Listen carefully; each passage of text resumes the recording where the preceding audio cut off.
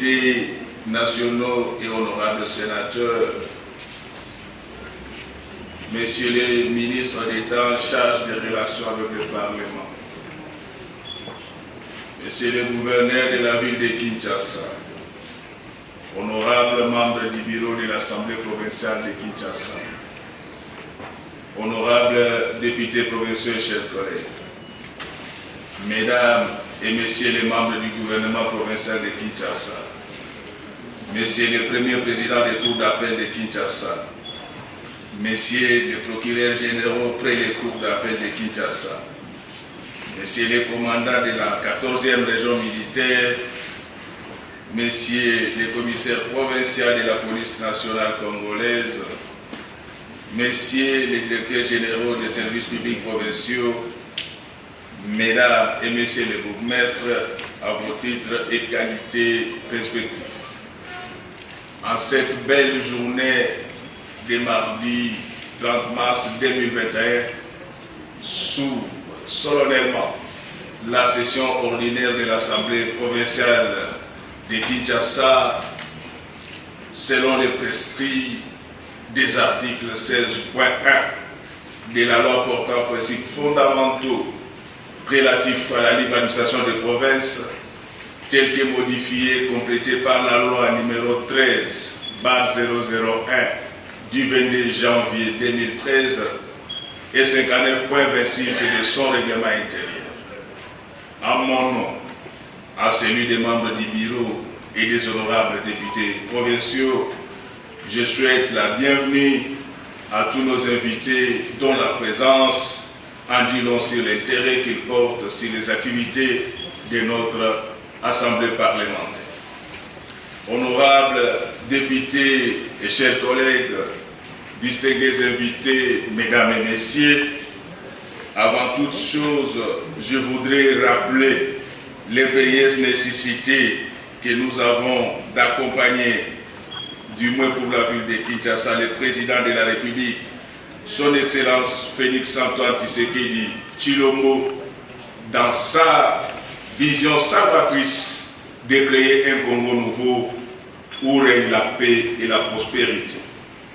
Honorables députés et chers collègues, je ne peux me permettre de vous livrer le contenu de mon propos sans dire un mot sur la seconde vague du Covid-19 d'une virulence inouïe qui est en train de s'abattre sur le monde et qui malheureusement a de l'incidence significative sur la fragile économie de la ville de Kinshasa. Devant cet état des choses, j'ai alerté et j'alerte encore l'exécutif provincial en initiant un moyen de contrôle sur le Covid-19 dans le but de porter à sa connaissance la dangerosité de cette pandémie et partant en appeler à sa vigilance, nonobstant la situation financière chaotique, pour que des dispositions tendant à la protection de la population quinoise soient prises. C'est ici l'occasion de rappeler que le monde est devenu globalisant, à telle enseigne que les contacts entre peuples sont quasi permanents, si bien que le gouvernement provincial doit encore multiplier les efforts pour préserver les vies humaines en déployant les moyens substantiels d'investigation aux frontières. À ce jour, les dernières nouvelles émanant de la coordination nationale de lutte contre la pandémie sont encourageantes en ce qu'il y a fraîchissement de la courbe de contamination, mais la prudence doit être de mise. Dans ce même registre du social, je tiens à remercier les partenaires bi- et multilatéraux de la République démocratique du Congo qui lui ont, dans le cadre de l'initiative COVAX, fait don de centaines de milliers de vaccins. Nous espérons que cette pandémie sera contenue. Face au Covido-sceptique et en attendant l'immunité collective, j'en appelle à tous pour que chacun de nous puisse prendre des dispositions utiles dans le but de respecter les gestes barrières édictés par l'autorité afin de protéger la population quinoise tout en renforçant les contrôles à nos frontières. Les députés provinciaux peuvent aussi être mis à contribution pour la sensibilisation de leurs bases respectives. Face à ces mal, il est impérieux que le gouvernement provincial lance une communication qui prend en compte les inquiétudes de la population quinoise en rapport avec les effets secondaires du vaccin contre le Covid-19. Le gouvernement provincial ferait œuvre utile aussi en veillant à ce que les droits de nos concitoyens soient respectés, car il nous a été rapporté des cas d'abus de nos éléments de la police nationale qui du reste travaillent aussi dans des conditions difficiles à ce qui concerne le port des masques.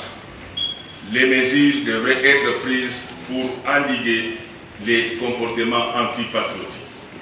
Honorables députés et chers collègues, la session ordinaire qui s'ouvre ces jours portera sur l'examen et vote des initiatives législatives, sans oublier les moyens de contrôle qui permettent à l'Assemblée provinciale de Kinshasa de s'assurer du fonctionnement efficient des services publics de la ville de Kinshasa.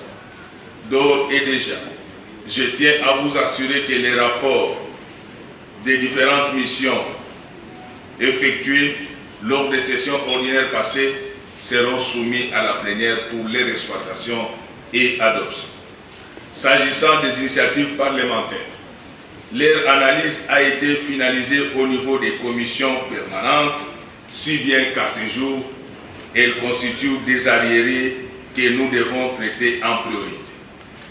Je voudrais appuyer les toxins sur le fait que ces arriérés n'ont pas été du fait de votre bureau, mais vous allez vous souvenir que l'année passée, nous sommes passés de restriction en restriction, et c'est ce qui avait limité le nombre de nos plénières. Tel que cela est requis du constituant, le bureau a pris soin de transmettre certaines initiatives parlementaires au gouvernement provincial dans le but de recueillir des éventuelles observations. Parmi les textes concernés figure notamment la proposition d'édit relatif au tourisme dans la ville de Kinshasa. 2. La proposition d'édit portant protection des personnes nécessiteuses avec handicap dans la ville de Kinshasa. 3. La proposition d'édit portant protection et gestion durable des rivières dans la ville de Kinshasa. 4. La proposition d'édit portant détermination des terres agricoles dans la ville de Kinshasa. 5. La proposition d'édit portant régulation des transports par taxi-moto dans la ville de Kinshasa. Je tiens à vous informer aussi que d'autres initiatives législatives ont été déposées au bureau et constituent ipso facto de nouvelles matières. Il s'agit 1. de la proposition d'édit portant réforme des procédures de perception des impôts, taxes, redevances et autres droits dus à la ville de Kinshasa. 2. La proposition d'édit instituant la taxe écologique dans la ville de Kinshasa. 3. La proposition d'édit portant réforme des procédures des droits, taxes et redevances du secteur de la publicité extérieure dans la ville de Kinshasa.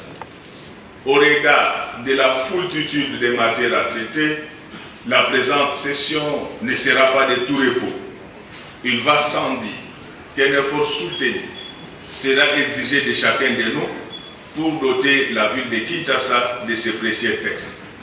C'est ici l'occasion de porter à votre connaissance que ces initiatives n'ont pu être adoptées la session passée, comme je l'avais dit, étant donné que l'ordre fut perturbé suite à certaines contraintes indépendantes de notre bonne volonté.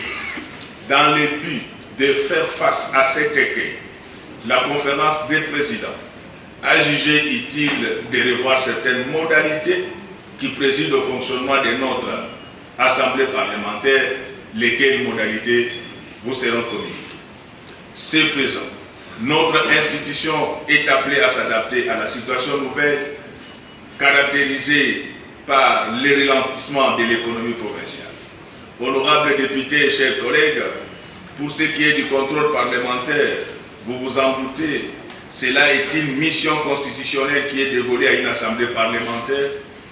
L'Assemblée provinciale de Kinshasa n'échappe pas à cette réalité. Et elle l'a fait sienne et se propose de réaliser cette tâche dans un futur proche. Je voudrais rappeler ici que l'année passée, dans le cadre de notre mission de contrôle parlementaire, j'ai signé 52 ordres de mission. Pour les matérialiser, et c'est en syntonie avec l'article 208 de notre règlement intérieur, le bureau mettra en branle la commission permanente économique et financière qui fonctionne de manière autonome pour effectuer de manière efficiente un contrôle budgétaire de l'exécution du budget dans différents services publics provinciaux. S'agissant toujours des contrôles, permettez-moi de revenir sur ce qui a été dit et fait la session ordinaire passée, à savoir la création d'une commission spéciale. Et c'est à la demande instante de la population qui voulait en savoir davantage sur l'occupation du terrain avoisinant le boulevard Triomphal. Il n'est un secret pour personne que le ministre provincial en charge des travaux publics ait été invité pour nous fournir des explications quant à ça. Un débat s'en est suivi et à l'issue de celui-ci, des recommandations lui ont été adressées. J'ose croire que c'est de cette façon que la population appréciera à sa juste valeur le travail accompli par leurs élus à l'Assemblée provinciale de Kinshasa. Je voudrais demander à chacun des collègues ici d'expliquer davantage à ces élus le vrai rôle d'un député. Parce que je me rends compte que souvent dans l'opinion, on nous assimile à l'exécutif et pourtant, nous sommes dans un pays où il y a une séparation drastique des fonctions. Et je voudrais vous apaiser là-dessus chaque fois que vous serez attaqué pour des choses que vous n'aurez pas fait. La réponse est simple. Il n'appartient pas à une maman maraîchère de critiquer un pilote. Honorables députés et chers collègues, au cours de la session passée, une rencontre avec les sénateurs élus de la ville de Kinshasa a été organisée par votre bureau. Comme vous le savez, ces sénateurs sont sortis des entrailles de notre assemblée parlementaire. Ils représentent la ville de Kinshasa à la chambre haute du Parlement. Voilà pourquoi un pont devrait finalement être jeté entre nous pour qu'il y ait échange permanent, lesquels contribuera, je l'espère, à trouver la solution à certains problèmes auxquels est confrontée la ville de Kinshasa. Pendant l'intercession, fidèle à notre politique d'ouverture vis-à-vis des autres institutions, j'ai entrepris avec succès une ronde dans différentes entités territoriales décentralisées de la ville de Kinshasa, que sont les communes, dans le but de promouvoir les budgets participatifs, lesquels impliquent les citoyens, sinon la base dans la matérialisation de l'édit des finances tant au niveau local que provincial. Honorables députés et chers collègues, au fil des ans, particulièrement celui en cours, avec tout son lot de problèmes, des situations pénibles, des difficultés ardues et imprévues, ont exigé de nous une somme ordinaire de ténacité et de persévérance. Mais l'expérience m'a démontré qu'il n'est pas bon que la politique puisse se faire sur ce fond d'incompréhension réciproque. Nous nous proposons de communiquer davantage pour dissiper les différentes incompréhensions. Mais je connais qu'il peut exister des divergences politiques et idéologiques. Ce que chacun de nous doit retenir qu'en situation démocratique, il s'avère utile que l'on intériorise certaines vertus. L'une d'elles, c'est la confrontation civilisée qui est la règle en démocratie, ce qui sous-entend l'acceptation d'opinions contraires en admettant la différence. Dans cet hémicycle pluraliste, je privilégie la confrontation civilisée des arguments. Cet immense effort crée la beauté de la démocratie propre aux grands esprits que vous êtes, qui acceptent les compromis face à la contradiction. Au-delà des incantations politiques, ce qui nous est commun, c'est la ville de Kinshasa, notre cause commune, pour laquelle nous nous trouvons dans cet hémicycle. Ne perdons pas de vue. Nous serons forts unis que désunis. Notre force doit être le rassemblement autour d'un idéal, en l'occurrence la ville de Kinshasa. Honorables députés, chers collègues, la session ordinaire passée, en guise de rappel, était essentiellement budgétaire, mais il s'est de relever que le budget 2021 a été élaboré et adopté dans un contexte de crise sanitaire. Il est certes vrai que la pandémie ne peut nullement être une excuse absolutoire. Cela m'amène à relever que le budget interroge, tenant compte de sa modicité par rapport aux attentes de la population quinoise, mais il n'en reste pas moins que les résultats parleront.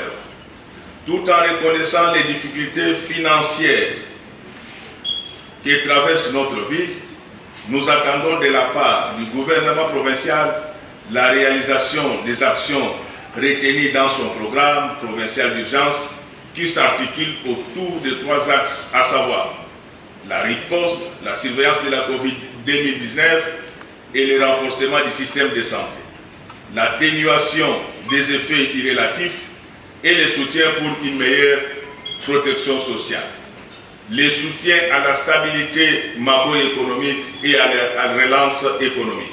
C'est pourquoi je propose l'accélération de l'exécution à mi-parcours de ce programme, car en acceptant de diriger, nous nous rendons tous redevables vis-à-vis de la population, tout en reconnaissant les contraintes financières qui sont les nôtres et qui s'observent dans tous les pays du monde actuel.